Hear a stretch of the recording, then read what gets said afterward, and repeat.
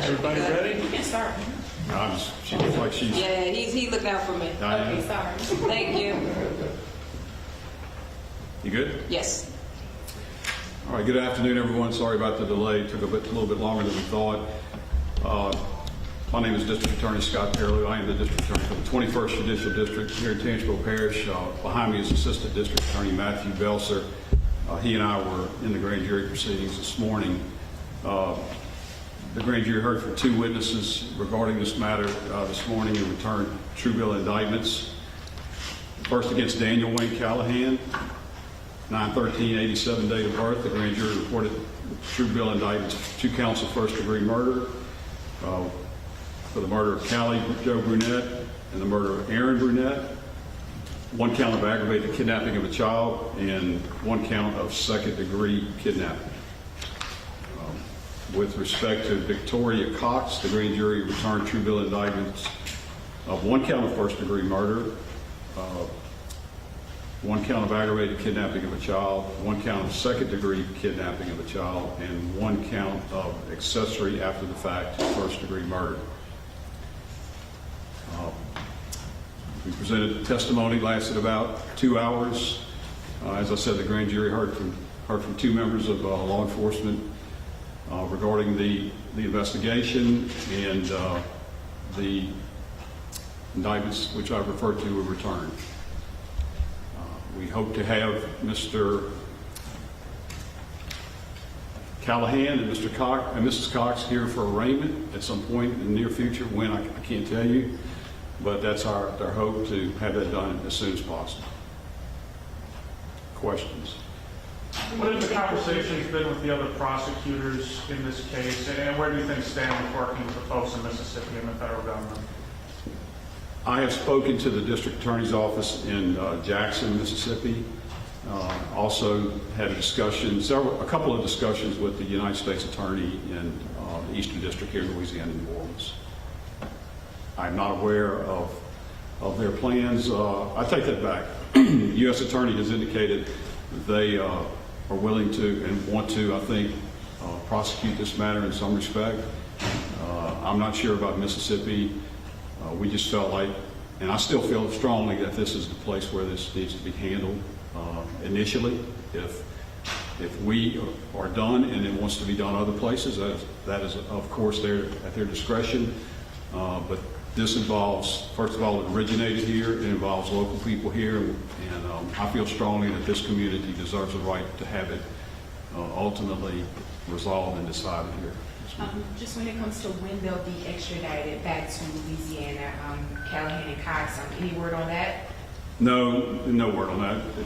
The indictments obviously are just happening, so that'll all be pursued and followed up on as soon as possible.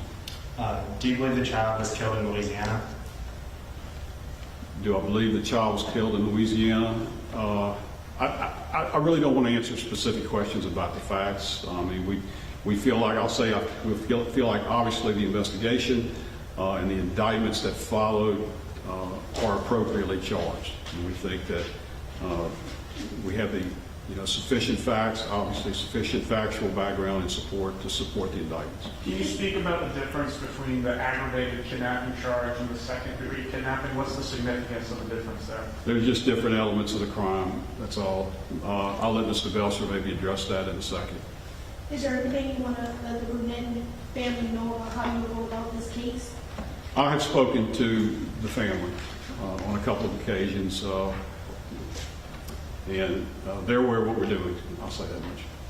Scott, in the overall tenure that you've had as district attorney, put this in perspective to what it means to you as the chief prosecutor in this parish and to you as a citizen of Tangipahoa. Maybe just kind of give us some context and some perspective on your part.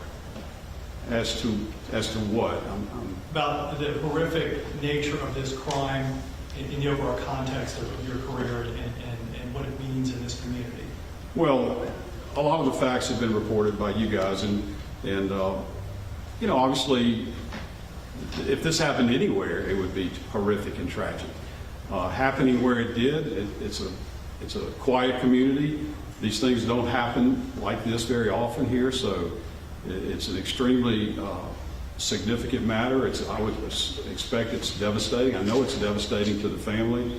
And I think the community, particularly in the Loranger area, which is a small community where everyone is aware of everyone around them, this is difficult to comprehend and accept. And look, we are certainly mindful of that. Wish it didn't happen, but here we are, and we all have a job to do at this part. Law enforcement, a couple of members are here today, have done their part, still working on this. I want to send out just a great gratitude for what their efforts have been in doing this. They put in a lot of work, and they're still working on it. So it's a big deal, obviously. To what extent did his confession publicly play a role in what transpired today? Confessions are evidence. I mean, we're about evidence, so it played a role. And I mean, it took more than 2 hours for you all to come back. You know, it started at 9 this morning. You all going before the grand jury. If you could talk about just those conversations that were held, you know. No, held in the grand jury, I cannot do that. Definitely. By law, I cannot do that. Scott, how do you think this is going to play out, though, eventually deciding jurisdiction? I mean, it seems like that's going to be is that going to be a lengthy, complicated process? Fair question. It's involved at this point. Hopefully, everyone will get to the table and have a seat at the table. That's fine, and work this out, you know, for what's best for a just result. And hopefully that'll happen. That's my hopes that will happen. The various agencies that have a role in this, or may believe they have a role, hopefully we can discuss it and again move this matter as efficiently as we can. And I think that's important for the community and the family. Do you think that the feds will get the first opportunity to prosecute these two? Not if I can help it.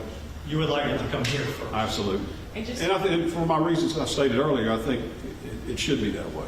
And I've expressed that to the U.S. Attorney, and he's been very gracious in his discussions and expressed his willingness to work with us on this. I'm not saying he's going to wants to take a second position. I won't speak for him, but we have discussed it, and he's been very professional with it. And at this time, you can't confirm if 4-year-old Aaron Burnett was killed in Louisiana, or you just won't talk about that? I just would prefer not to open that up and talk about that. Are you going to aim for the death penalty with these first 3 murder charges? That decision has not fully been made yet. It is subject, obviously, the indicted offenses do carry the death penalty as a penalty. This could be capital cases. I would just like the opportunity to have more of a discussion with the family about that particular issue on the death penalty. Again, it's not all about me. I want to talk to the family.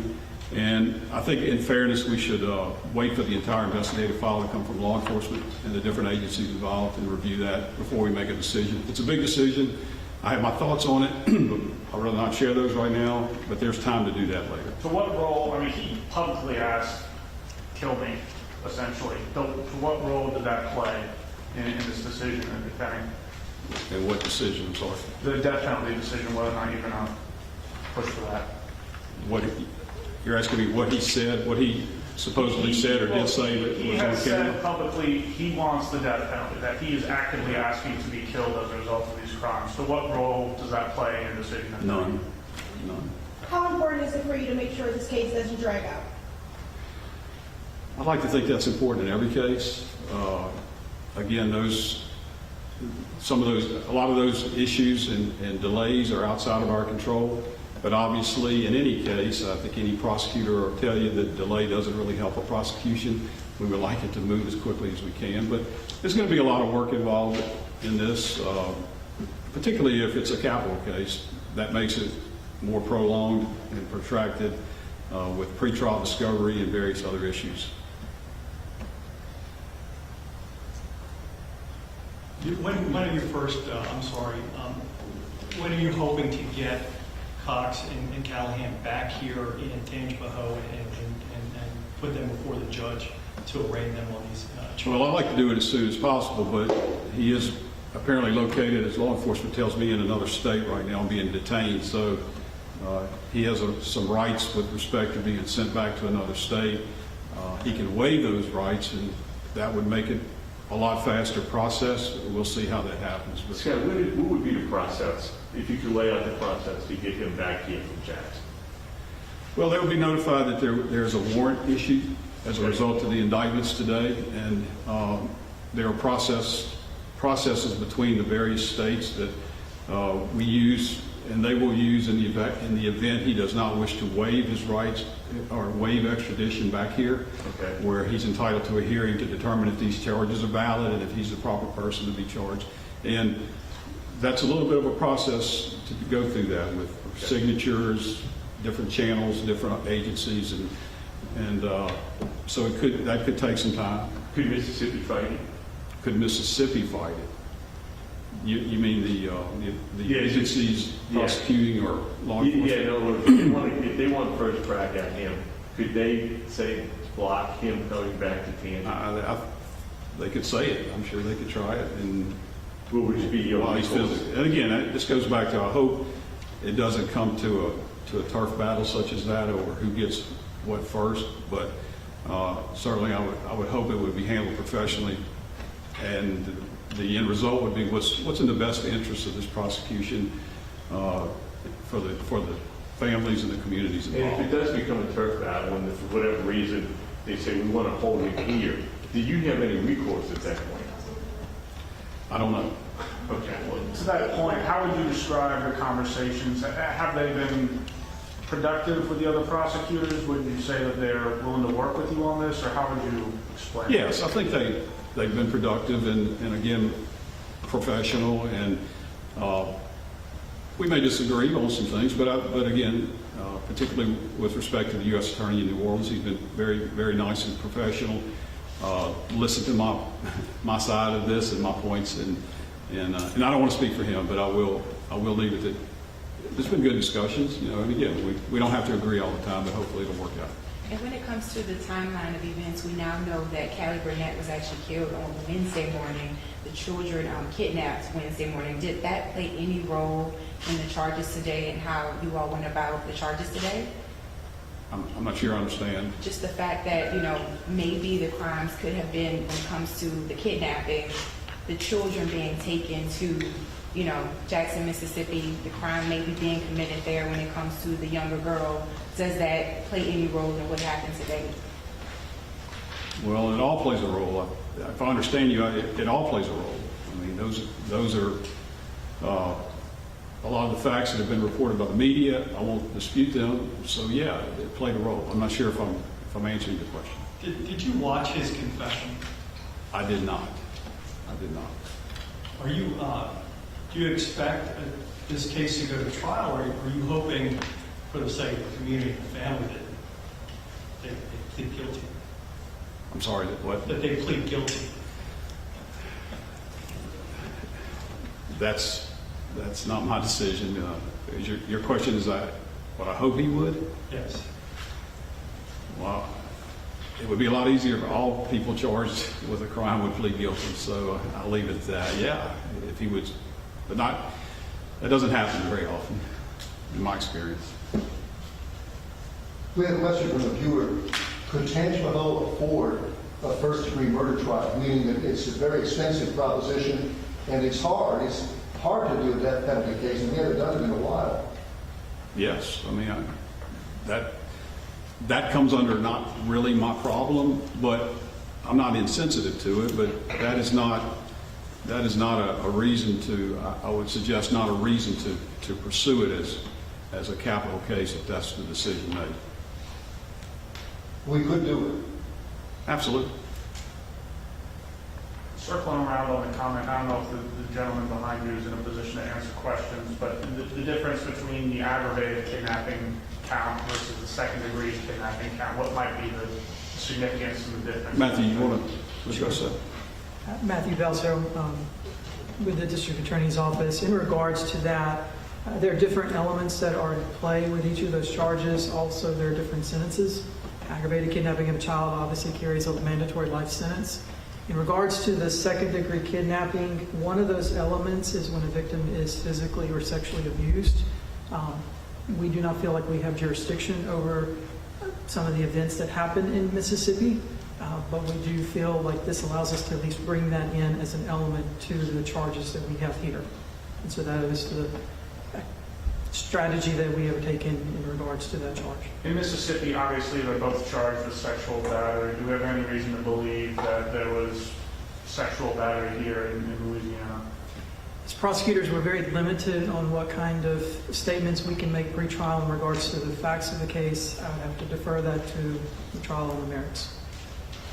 Scott, when's the last time you prosecuted a capital murder case here in Tangipahoa? In Tangipahoa, I don't recall. And in the district, insofar as our office, I would think the last one that went through indictment and all the way through trial was State versus Gerald Bordelon, is my recollection. And that was in 2008, 2009, maybe. But in Tangi, you had not. I don't recall. It's been a while. Quite frankly, it's been a while.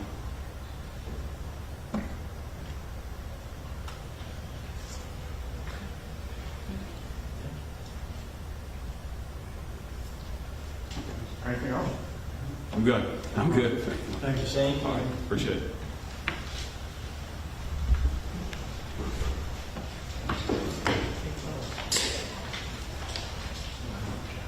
Oh, yeah. You got remanded. Yeah. You heard that?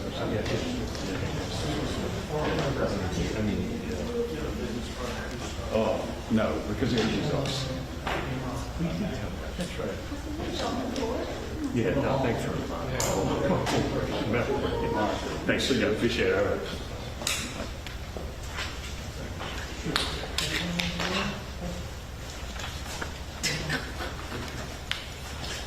Y'all miss lunch and everything. Yeah. Good job.